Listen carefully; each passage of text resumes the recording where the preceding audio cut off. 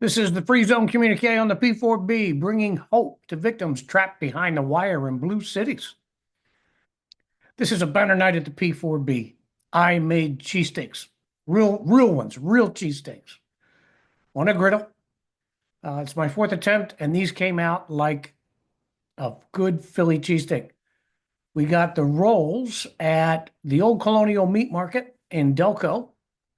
They were perfect, and obviously they're the real key to a good cheesesteak.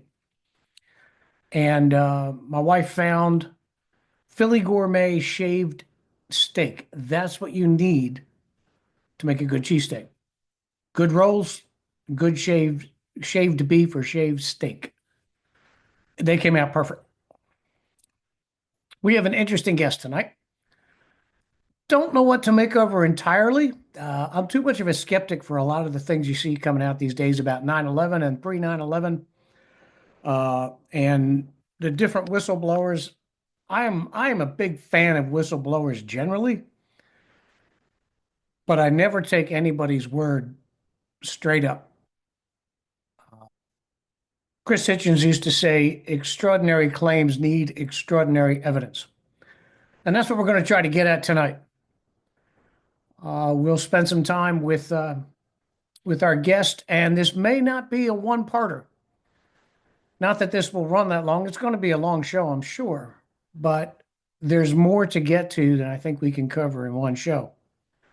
So this is going to be interesting. Definitely stick around.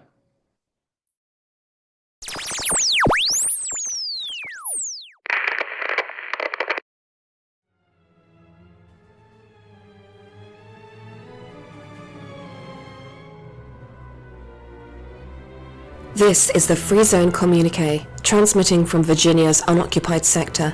If you think smart cities, DEI, censorship, government intrusion, bug paste, and other left-wing nonsense are no longer a possibility, think again. We've won one election with slim majorities. Our work to rebuild a free and sane America has just begun.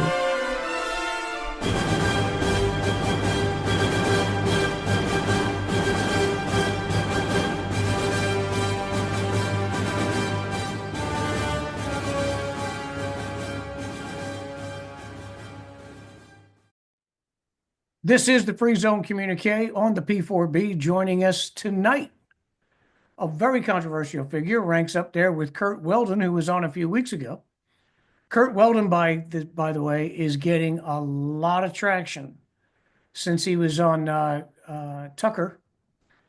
The P4B has gotten a lot of hits trying to find out what Curt Weldon said here. But I specifically held off on talking about the 9/11 conspiracies during that interview. There was, Kurt's got like 5 or 6 agendas that he wants to accomplish.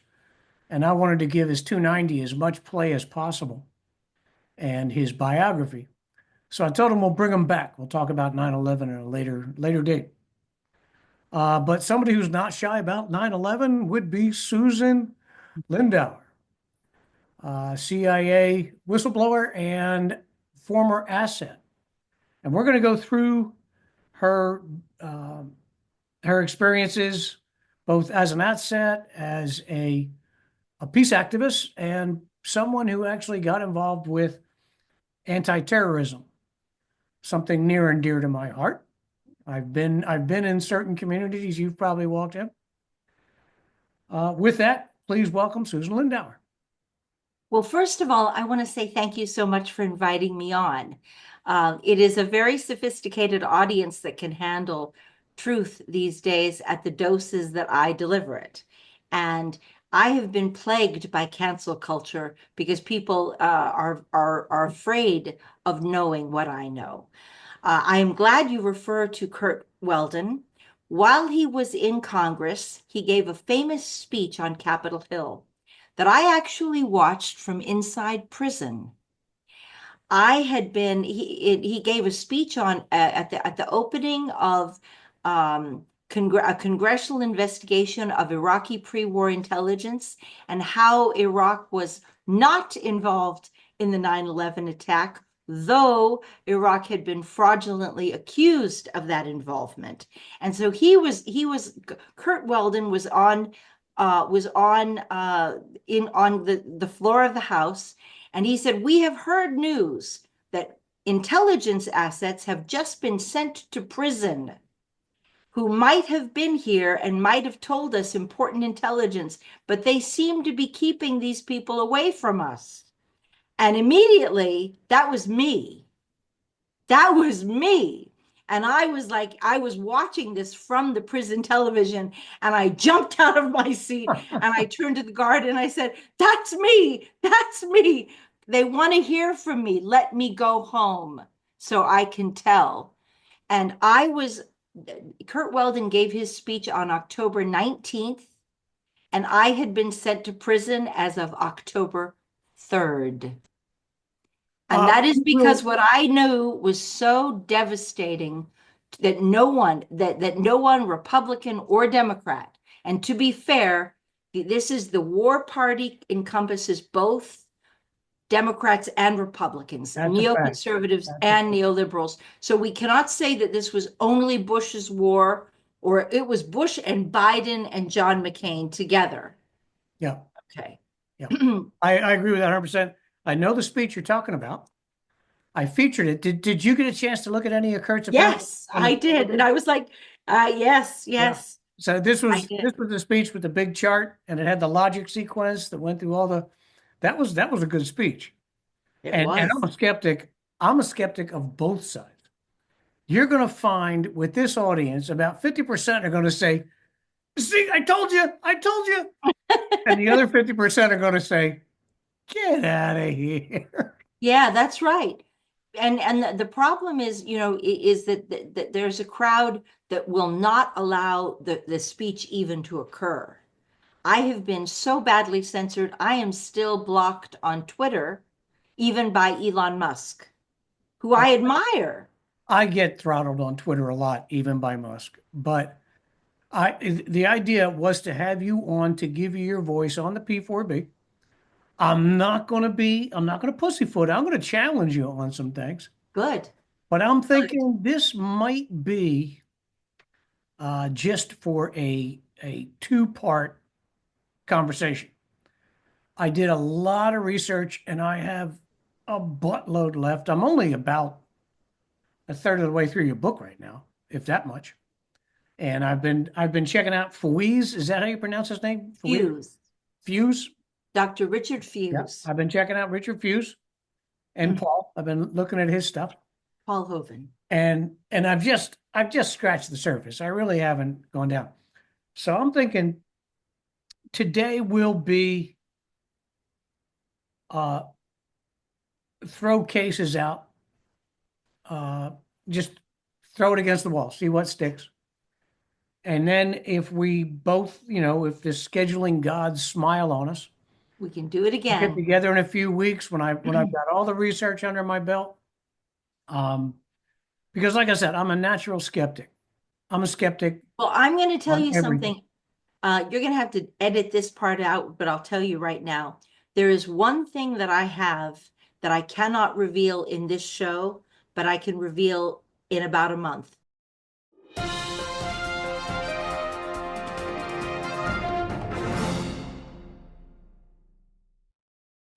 I've never liked Rumsfeld. Yeah, me neither. Oddly enough, I like his best buddy. I like Cheney. I think Cheney was a real dickhead when it came to Iraq War, but I like the guy. I've met the guy. I like him. Oh, okay. He does not. He told you what he believed, and he believed it, and it wasn't playing any games. That is correct. If you don't like it, he doesn't care. Did you ever hear the Leahy story on the floor of Congress? No. These guys, they talk crap about each other all the time, and then they gland head and have drinks together, Well, Cheney didn't like that either. He feels you tell me, you treat me the way you treat me, and if you talk ill of me, then you've spoken ill of me. I don't forgive that. So one day, Leahy spent the morning calling Cheney and W everything but good guy. He excoriated them way beyond the pale, way beyond the pale. So that afternoon, Cheney's on the floor of the Senate, and they're getting ready for whatever they were getting ready for. And Leahy comes up, pats him on the back. How you doing, Dick? Dick turns around and says, "Go fuck yourself." That's Cheney. Yes, yes, yes. When I met him, I was we were out cutting squares in the Red Sea, and Cheney came on board. I was Navy, and he wanted to inspect my boarding parties, you know. So we're talking. It was a chance. There was a lot of downtime, so I had a chance to get to know the guy a little bit and have a real conversation. So on the walkthrough, when he's doing the inspection, he's got junior officers on this side and press people on this side, chattering away. He shakes my hand. He says, "Good team, Gunny." And he leans in and says, "Ain't this some bullshit?"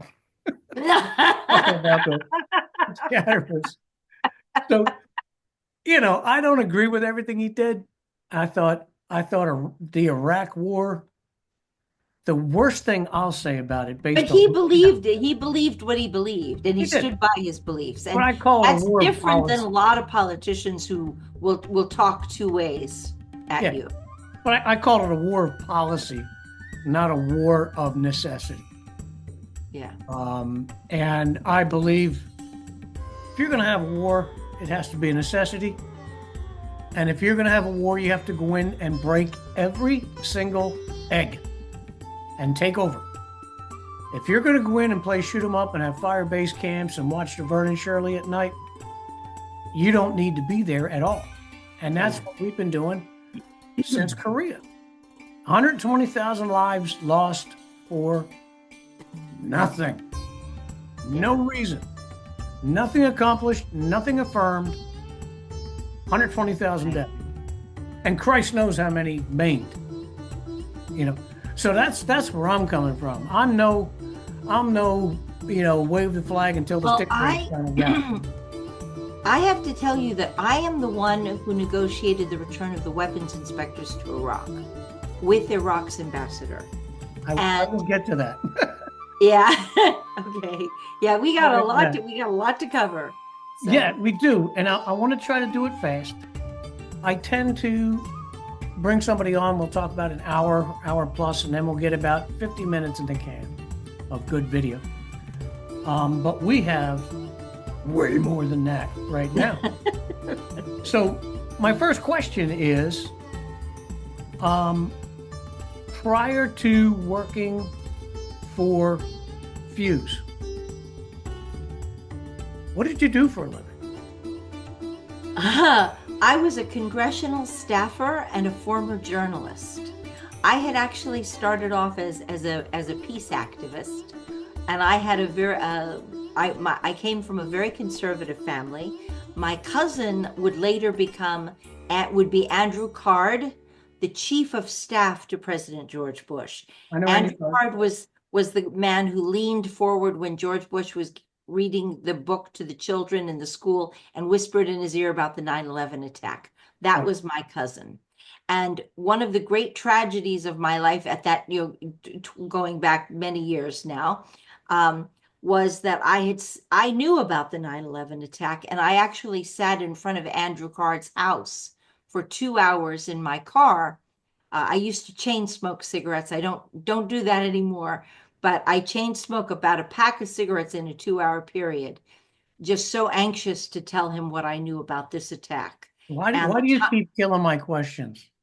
Okay. That's like 45 minutes from now. Why did you leave? Okay, sorry. Okay. Okay. So you say your family was conservative, but your mom wasn't. My mom wasn't. My mom was an anti-war activist, and she was a college professor, and she worked with her students were a lot of Vietnam veterans who'd just come back from the war. They had just been on the front lines, and they were coming back to get their GI Bill, start their college education, and they were pretty messed up at that point. Yeah. And so she would counsel them and help them with their writing so that they could get the stories the experiences that were tormenting their hearts out on the page. And she was actually a very good lady.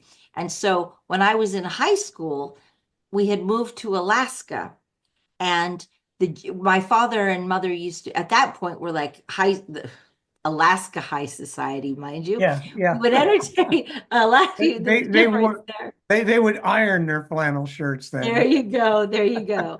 But they would have a lot of generals over to the house, and the generals would tease my mother, and they'd say, Jackie, we know who you really are but we love you because we know that you used to care for our soldiers. Even though Yeah. you were against the war, you You know, still we've loved the lost that. soldiers, the people. Yeah, we've lost a lot of that. Yeah. I used to be very active in a lot of different causes, especially in Fredericksburg area. And in almost every single one, the vast majority of the people were liberal. And I am exactly the opposite.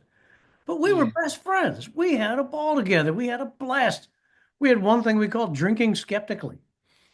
And it was just so much fun to be. And as a matter of fact, we had Joe. He's the other conservative. I tell people there's seven conservative atheists in the country. We're very lonely. But Joe used to start political arguments and then push me out.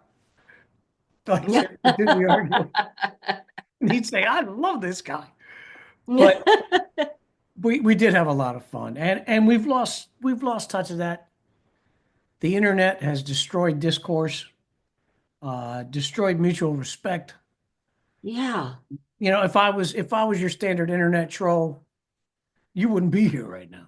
You Yeah. know, because we're different. I have been hit by Yeah. cancel culture so hard that people have lost a view of history, really, because I know everything. I hashtag nation of 12-year-olds. That's what I accuse us of becoming. Yeah. So there you were. You had an advanced degree in economics.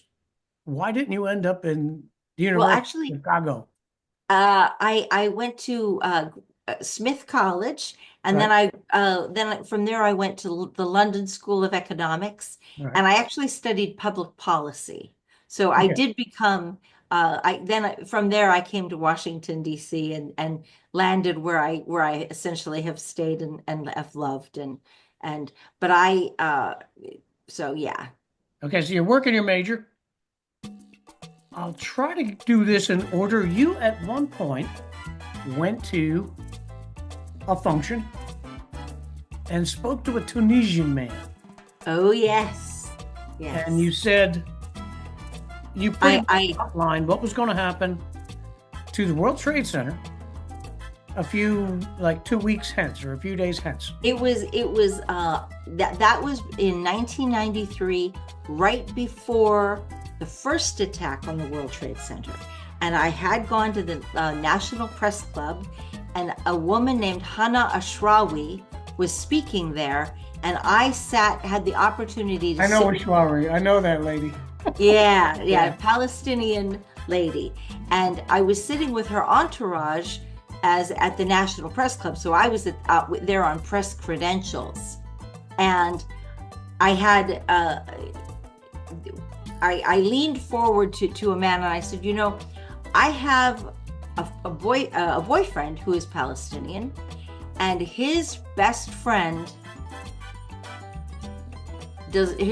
was in an Israeli jail, or not his best friend, but one of his friends was in an Israeli jail, and his mother thinks he is dead. His mother believes that the man is dead, and I need to tell you something very important. And the guy looked at me. I'm just this little girl, I was blonde. Back in the day, I was actually blonde. And he looked at me, and there was a guy who I later knew was CIA, going around the table taking pictures of everybody. And he immediately came and sat down next to me. And the Arab man and the CIA man looked at each other, and they were like, okay, something is going on with this woman. And so they were very attentive to me during this lunch. But at that point, because Hannah Ashrawi started speaking, I could not tell anyone anything. But after the lunch, I called the Tunisian embassy and I said, I really need to come find that man. I said, this is a matter of very great importance. I do not feel comfortable telling you over the phone what this is about, but I need you to find that man for me. This is very important. So the Tunisian embassy called me back and they said, well, we think this man was traveling in her entourage, and is this something you could share with one of us? I said, well, I need to tell someone. I must tell someone. I don't know what to do. I must tell someone. And so I went 2 days before the attack on the World Trade Center, and I told the diplomat who I saw that there was about to be an attack. And of course, I was a nobody. I was a walk-in to the embassy. They didn't have any idea who I was. And I said, there's going to be an attack on the World Trade Center, and it's by a group that wants to assassinate Hosni Mubarak.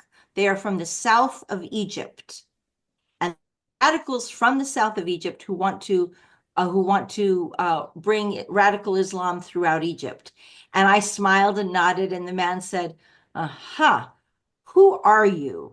And I said, I'm nobody. Bye, have a nice day. And I thought that was the end of it.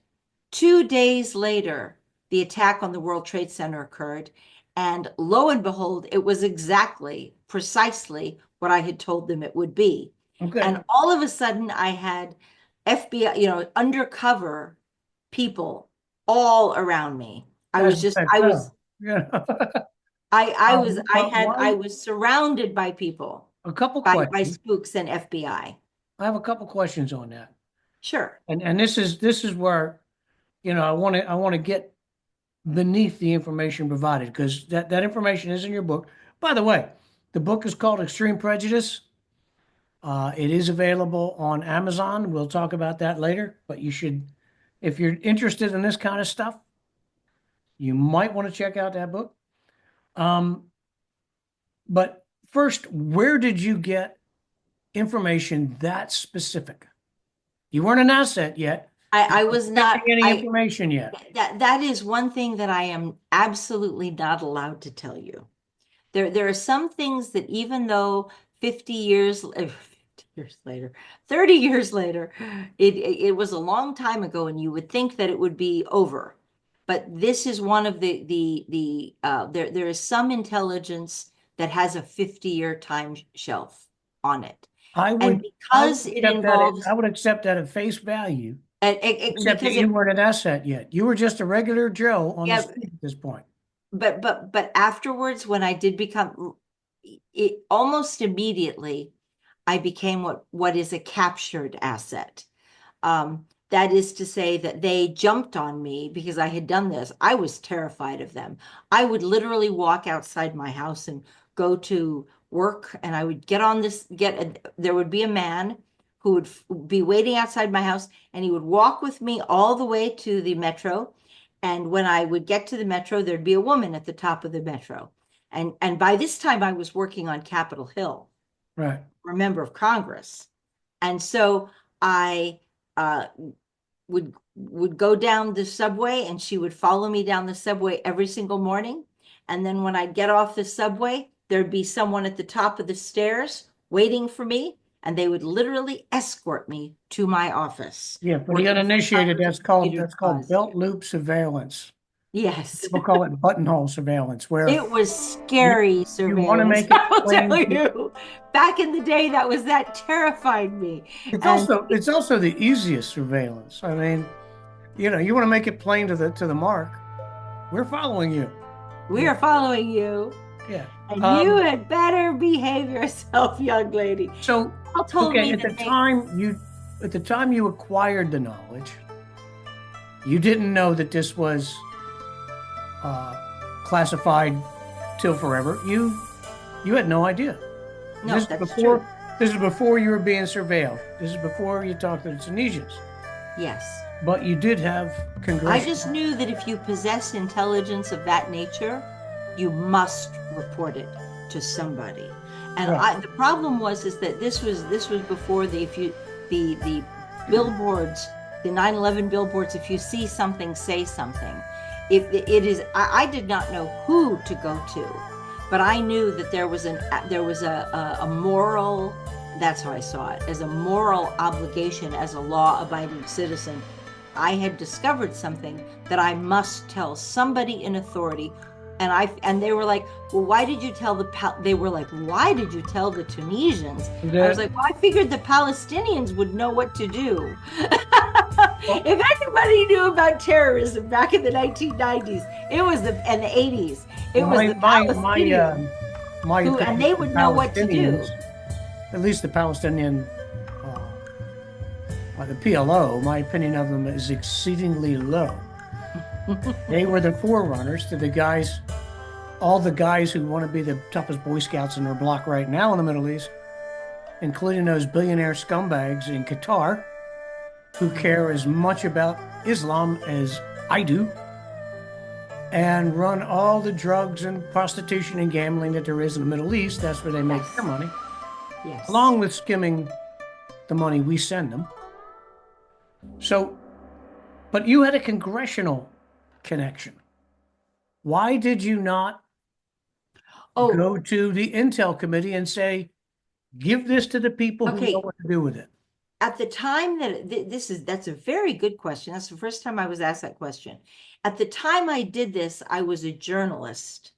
And after the attack, 3 or 4 months later, I moved over to a congressional office. Okay. So at first, so that there was a segue from journalism to being press secretary for Congressman Peter DeFazio, Right. who thought I was just like this nice little lady who No, had no I remember idea Pete DeFazio and Ron Martin. I what kind remember of life talking. I lived. If I remember correctly, I think I liked DeFazio, but I can't remember him enough He's now a to blue say, collar guy. He's like Scoop Jackson. yeah, regular Joe. Yeah, yeah.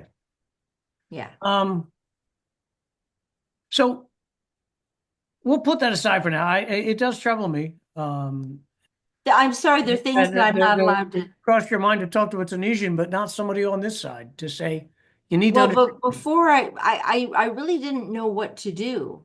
I really did not know what to do.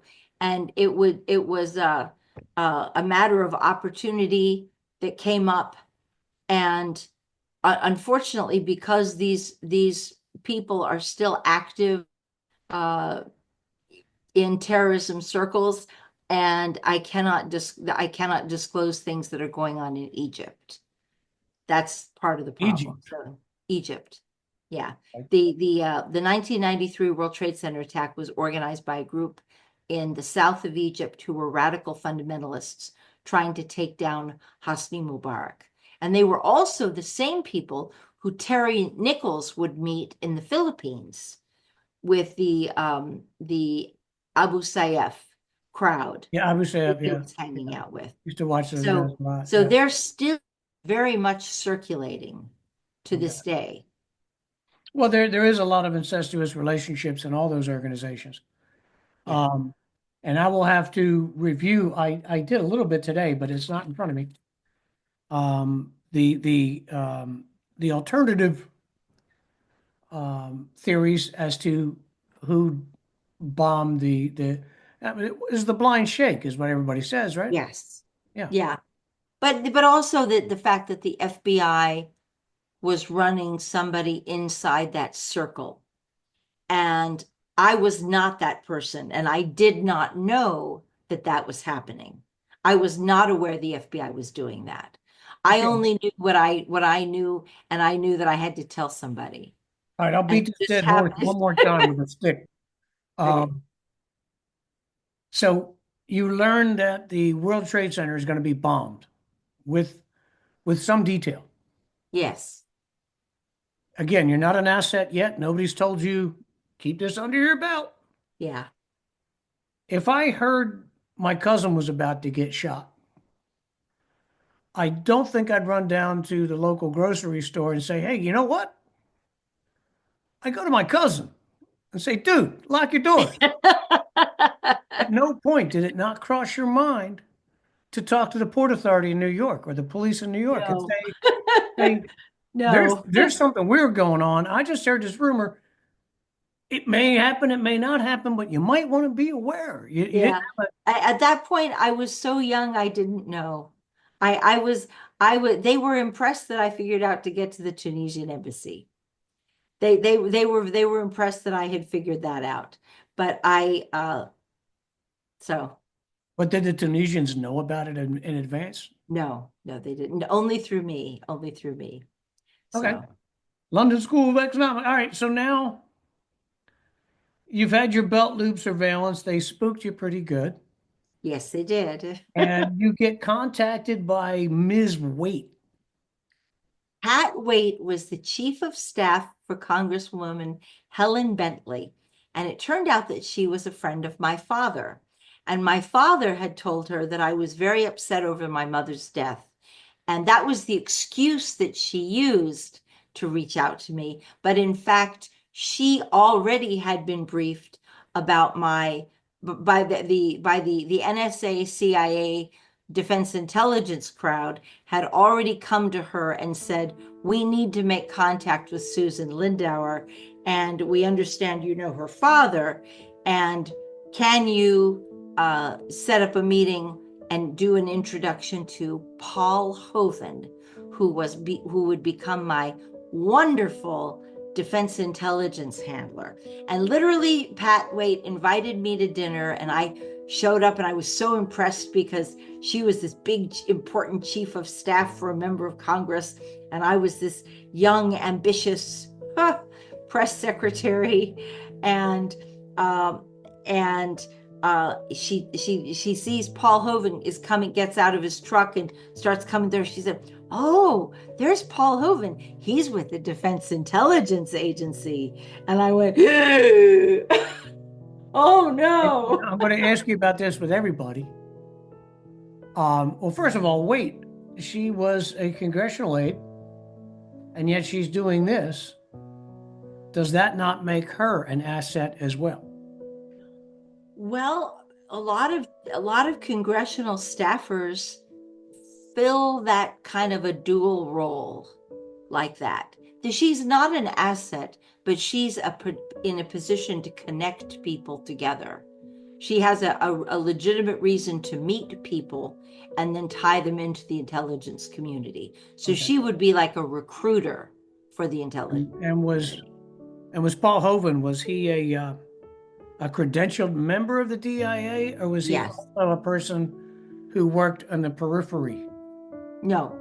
He was hardcore. He had been in Vietnam. He flew 1,300 flight hours as a helicopter evacuation pilot, and he got shot down twice because he would go into the thick of the battle when the Vietnam the soldiers were like taking fire and everybody was trying to get out. They would send Paul into the hardest fights. Those Huey He pilots. was very brave. He was Yeah. very brave. He I loved say Huey pilots Pentagon. that bald the size of mayonnaise jars. They are, the top shelf. Heroes, real heroes. But he They was actually a DIA official. He wasn't like an outside contractor for the DIA. no, Okay. no. Right. He was I not. wasn't quite clear on that with the book. Well, they have to. They're the officer. Well, by the time I knew him, he had been in the Defense Intelligence Agency for 30 years. He had also, now Paul had been part of something called the Pentagon Underground. And all of you would know who Paul was through his work, which was for a while, was to expose defense fraud. And the Pentagon Underground would feed wrong, like the $10,000 toilet seat, Yeah. the all of the $30,000 hammers. Yeah. the $30,000 hammers, and Yeah. Paul would get it to the public. So he was, in that sense, he did break his cover, but then he also had to reinforce his cover. So because he was stepping out into the limelight, to say he was a whistleblower he did not see himself as a whistleblower. He saw himself as defending the Pentagon from these crooked contractors who were trying to force untested military hardware on the agencies that many times the agencies did not want. It was expensive, it didn't work, it didn't keep up with their promises, and so Paul would take it down. I can tell you, those abuses are a two-way street. yeah, those are true. I can tell you from personal experience. And there were a lot of times contractors, because of congressional connections, would get things awarded that nobody wanted. There were also times that contractors were told to do the stupidest things that they would. As a contractor, I told people that's not going to work, but they insist on it. They put in mil spec, I just had an example on the tip of my tongue and now it's gone. But, well, I can tell you a fun story, if I may, about Paul. This is a true story. Paul was trying to help kill off a missile that the Pentagon did not want. The generals did not want it, and Paul was he was tasked to find a way to get rid of it. So there had been monkeys that have you ever seen the movie Outbreak or Hotspot? Everybody should watch the movie Hotspot. Yeah. They were Ebola monkeys, right. And they had been taken from Reston and transported, and somehow one of the monkeys got out of the truck and ended up at a gas station. So Paul got it into his head, and he ran this mission. This was a mission, mind you. And they decided that because the Ebola monkey had been released at this particular gas station, that gas station needed to be blown up. They were not going to take any chances that Ebola was going to be transmitted through the country. Nobody knew if it would be or not. They just didn't know. What they knew was that they had a hazardous waste site that had been exposed and compromised. Well, how did they get a hold of the monkey? Did they get the monkey? They got the monkey, but wait for it. So Paul was tasked to blow up the gas station. They were transporting a missile from the plant site, the production site where it was being manufactured, and they just happened to stop at this particular gas station where the monkey had been released a few days before by mistake. And lo and behold, the missile that everybody wanted to get rid of blew up at the gas station, blew up the whole gas station in Alexandria, Arlington, Virginia, on the way to being transported to a fanfare with all the generals and the who didn't want the damn thing in the first place. And was it the shoulder launch device, this missile? No, it was a missile on a truck. Oh, okay. And somehow, unbeknownst to no one could ever explain how it happened, the missile blew up at the gas station. And while the whole crew, like the senators and the congressmen and all these people, these bigwigs, these Pentagon bigwigs are waiting for it to arrive at this fanfare site where they're going to have this missile testing launch, and it exploded and destroyed the gas station where the Ebola monkeys had been. That is Paul Hoven at his best. Put a pin in that one too. Please hang up and try again. At the bottom of the page, I'll leave links where you can find all our stuff. Wherever you get to P4B in the Free Zone, please follow, subscribe, leave reviews and comments. And share. This is how we grow. I'll leave a link to where you can support the P4B directly so you too can be a political party pooper. But the most pleasure you can get by supporting us is to Chapeau River. I'll leave samples and links for that as well. Thanks to all our supporters and subscribers.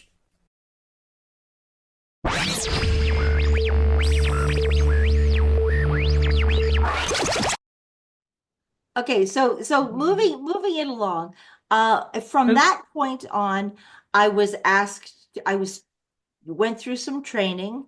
I was heavily vetted. I was introduced to Dr. Richard Fuse, who had been in Beirut during the 1980s. And Richard was one of the very last assets NOCs. He was actually a NOC, non-official cover agent. And he was in Beirut, was one of the last people there with all the kidnappings that had gone on.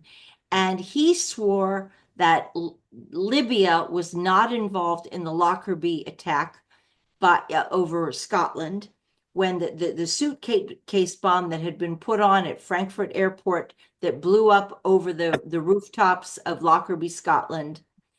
He said that it had the Lockerbie attack had been tied to a heroin smuggling operation, and the Defense Intelligence Agency had sent people out to Beirut to investigate it, and the CIA, and so the Pentagon was trying to shut it down, and the CIA had been trading intelligence for heroin, intelligence on the hostages taken by Hamas, by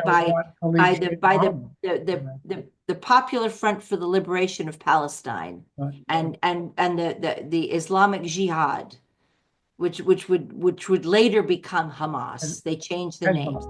Hezbollah. Yes, they were both Hezbollah and Hamas. PFLP and Hezbollah. Yeah. Todd, it's funny you should say that, because it was the inducement of a drug deal that we busted Khalid Sheikh Mohammed. Yes. You know, we got him on a boat. He was that's correct me if I'm wrong. He's the one that looks like Rosie O'Donnell with a mustache, right? Yes. Yeah. Have you seen the latest pictures of him when he was in prison? He puts the robes on. He grew his beard back out. He's got the holy man look about him. You know, please. Yeah. Yeah, like I said, I'm a skeptic. I don't buy any of that stuff. Yeah.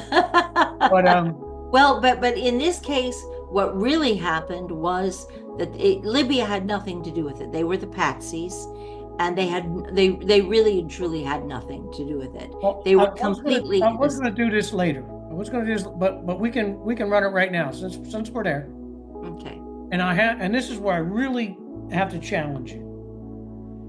First, what was it the Libyans were convicted on? What was the evidence? Because you even say in your book, these people didn't get their closure because it wasn't the Libyans. As of the conviction, they thought it was. What was it that got the Libyans convicted? What was the evidence? Actually, what is it that tells you it was absolutely not the Libyans? Okay. It's a very good question. It started off where everyone understood it was Syria.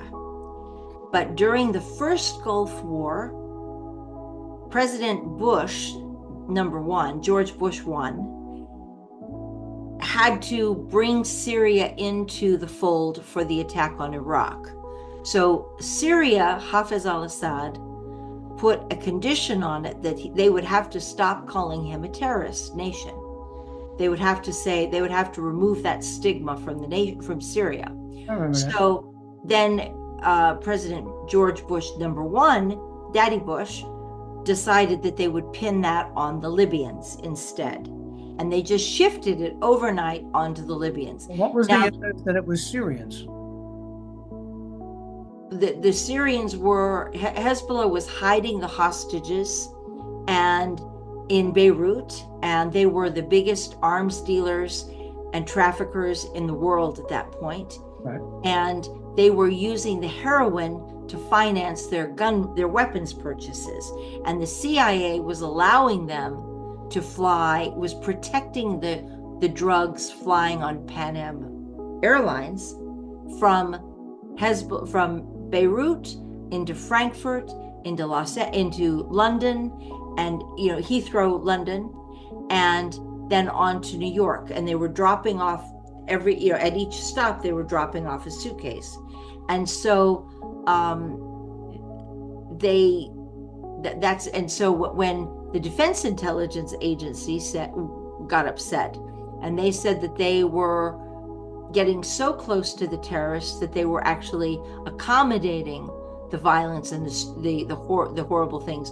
They were perhaps incentivizing the kidnappings, because there were like 70 hostages, and they learned it was very profitable and they could manipulate the United States. William Buckley was the chief of the CIA bureau chief, CIA bureau chief, and he was just, they kidnapped him in front of the agency, thus proving they knew exactly where it was in Beirut, which was a big deal.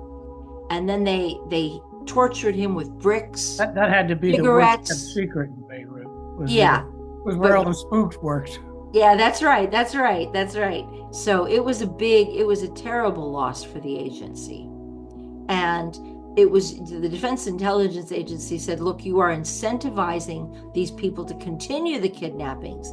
You think you're stopping it, but they figured out that you'll let the heroin go through, and they've got a perfect system going. As long as they continue kidnapping people. Terry Waite was another.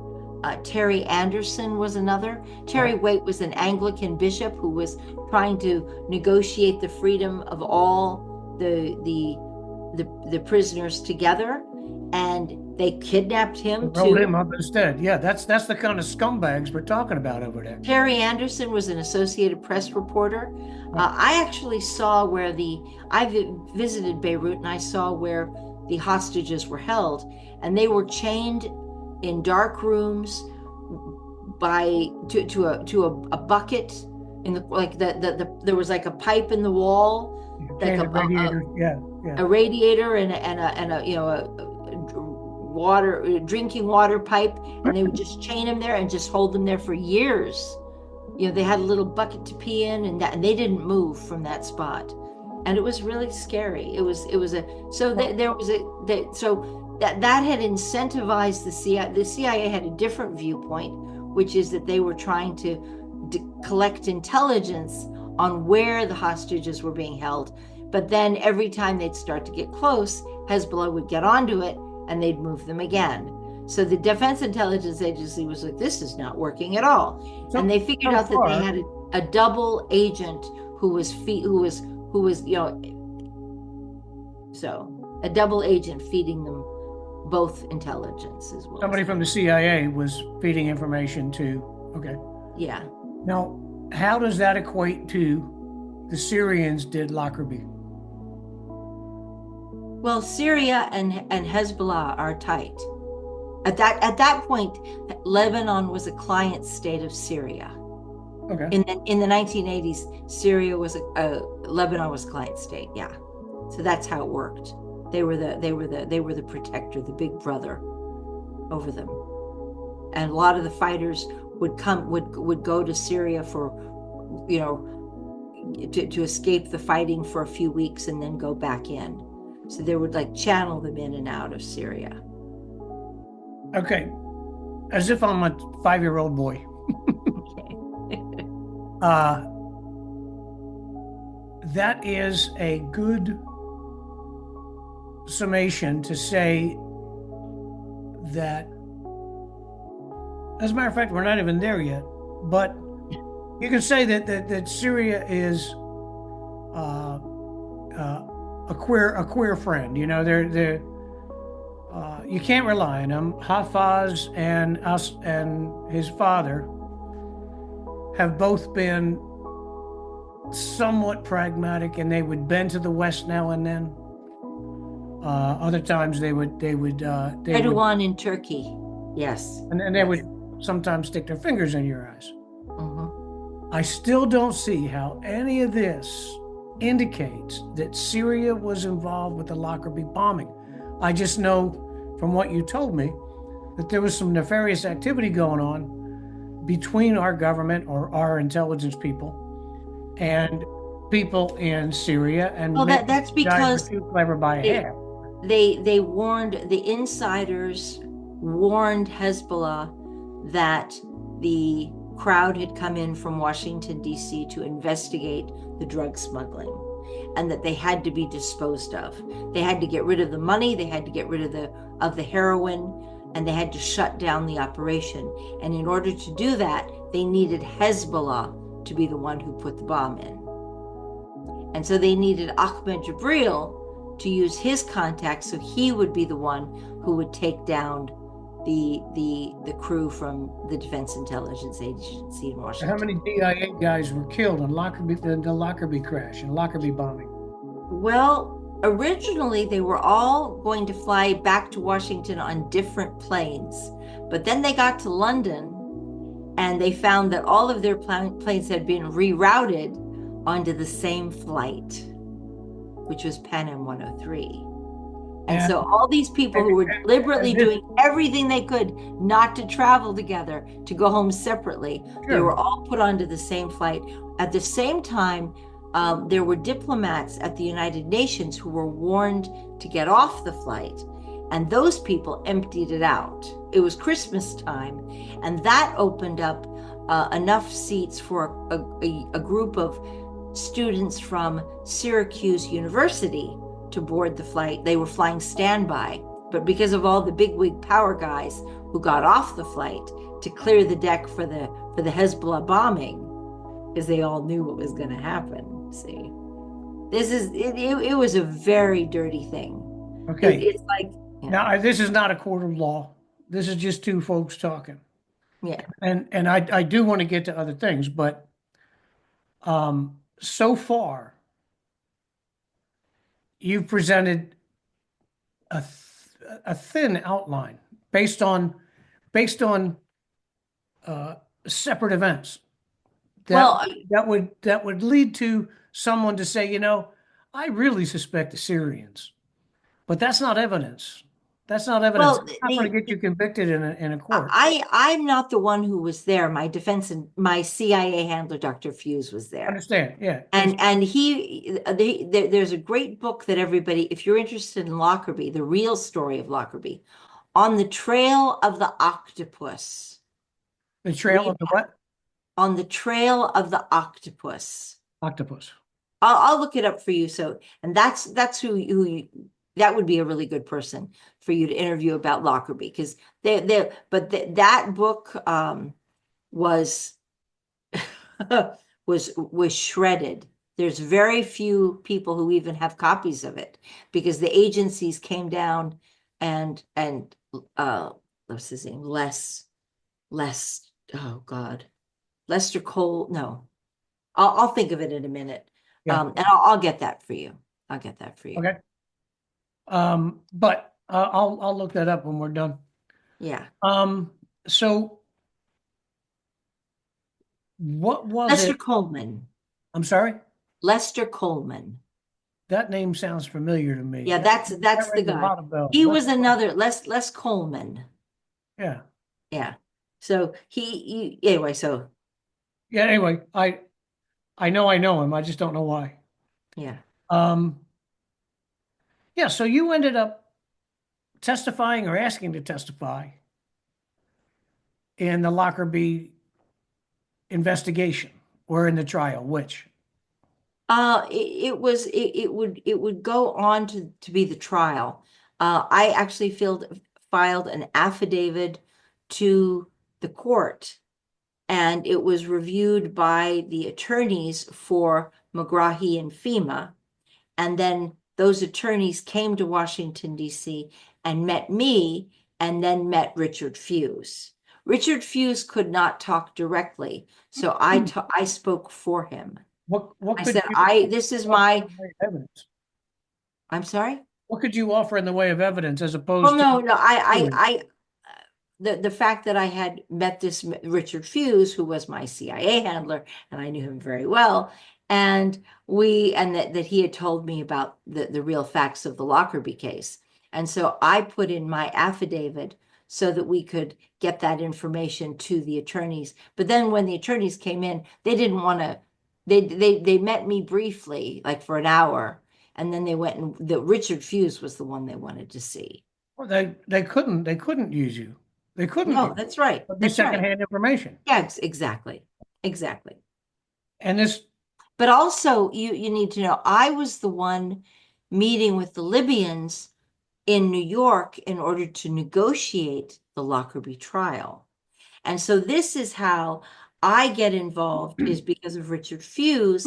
I then am the one who's establishing the contacts with the Libyans in order to negotiate the Lockerbie trial at The Hague at Camp Zeist. yeah, you use that term a lot, negotiate.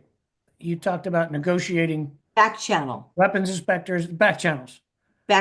yes. So And I was a back channel why to were they Iraq. using you? And who was using you? You talk about Fuse and you talk about Paul. The CIA and the Defense Intelligence Right, Agency. right. Let me tell you, nobody would ever be allowed to go anywhere near Libya or Iraq in those years, in the 1990s. Both were pariah nations. They were politically isolated to the most extreme degree, such as North Korea. Right. If it would have been like Libya, Iraq, North Korea as the most isolated nations on earth. And if you were going to be going into their embassy, you would have the FBI on you. And so I was doing this at the behest of the CIA. I was being debriefed on a daily basis by the CIA and the Defense Intelligence Agency. I had weekly meetings with both the CIA and with both my handlers. When you say you were talking to DIA and Defense Intelligence, you were talking to Fuse and Paul. Yes. And they were my handlers. They were my contacts. And then they would go and they would carry my intelligence to the agencies. But yes, exactly. That's how it's done. That's how it's done. Sometimes, because there are people who can, as Trump had his people do with North Korea, they can open the damn door if they want to. Oh yeah, but no, but this was so isolated, and no. This was doing counterterrorism. This was involved in getting to Hezbollah. This was involved in tracking arms deals with people who would not sit down. The CIA would not, not the CIA, but the official government would not sit down with those people. The Iraqis would have loved to sit down with anyone from Clinton or Bush, but they would not do it. The United States would not have those official meetings ever. So I was allowed to do it, and it was a very, very, very big deal that I was allowed to do it, but it was hyper classified. It was a black op. It was a black ops project. Okay, but now it's D-class. Well, after the war, and now we're going to jump up a little bit where I am during the war, when they needed to hide the real story about Iraqi pre-war intelligence. It's very different than what you were told. Like the real story of 9/11, very different than what you were told. And so they needed to hide all of that intelligence. I was then arrested and thrown in prison on a military base for a year so that they could conceal it. I was held under indictment for 5 years, but I hadn't done anything. Everything that I had done was given directly to the agencies, so they knew what I was doing, and every meeting was reported on the day of the meeting. Right. So I mean, I would go home and I would have an immediate briefing. Like if I was there on a Thursday, I'd have a meeting briefing on Friday.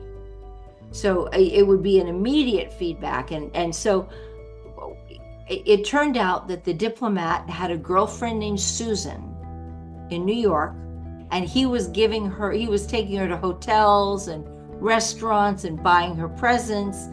And I used to tease him that he was cheating on me with her. But it turned out that I was then accused of being her, and they got confused, and there was a moment of confusion there where they thought that I was the one who was receiving the dinners and the hotels and the gifts. And I was like, no, that's the other woman. But then by the time they figured it out, it took them about 2 weeks to figure that out. I was accused of receiving some money, and it was small money. It was like $100 or something for train fare. And the diplomat had already left the country by the time he allegedly gave me the money. And so it turned out that the Iraqi exiles had falsified some receipts. And I can even send those to you so you can see them. So you can see what I'm talking about. It's like anything you can send me would be awesome, because I'm trying not to be Matt the son of a bitch right now, but it's hard. My exposure to intel was peripheral. Yeah. But it was solid. And I'll be honest with you, some of the things you say sound perfectly feasible. And some of them sound dweeby. Actually, my biggest problem is Fuse. He's two different guys. He's the guy in your book, and he's the guy I've been finding out about today. Well, like, what are you finding out about? Like, what are you finding out about today? I've been doing as much reading as I could on the guy. Yeah. He is accomplished. He's an extremely successful businessman. But for example, and this is going to go way off topic, the listener's going to go, "What the hell are you talking about?" Yeah. But I don't believe for a second that it was Fuse running the battered streets of Beirut, finding these things. There were people, he knew people who could get things done. He was there you go. Doing them. And you're right about that. You're right about that, because if he had been on the street level, if he'd actually been at the street level, he would have been kidnapped or killed. Bingo. And the fact is that he was the last one. Yeah. He was the last one out because he was far enough back that they didn't see him, because he was not directly street active. And we have lots of Knox and illegals around the world. Yeah. And they do, sometimes they operate right out in the open, sometimes they operate on the QT. It sounds like Fuse operated a little bit on both sides, wherever he felt he could get away with it. Yes. Yeah. But again, he's a and there's no way of knowing for Fuse actually was a big agent. He was not a small one. He received 2% of the Saudi military budget for non-defense items, like running the base operations. He received 2% of the Saudi military budget for base operation. Yeah, so he was on the take. That's how he made his money. Yeah. And he was filthy rich. He had hundreds of, he $100 million bucks. He had reasons, and I don't want to insult your friend here, but it could be argued that he had many conflicting loyalties. Yes. Money from all kinds of sources. Yes. He had desires to move in all kinds of directions. Yes. And one wonders, because so far, I've only gotten, like I said, part of the way through your book. So far, it seems the work that Susan did was at the behest of two guys who may or may not have had the blessing. Oh, no, they did. Security or the CIA or anything. Yeah, they did. They did. They absolutely did. Richard was running big biochemical weapons contracts. Yeah.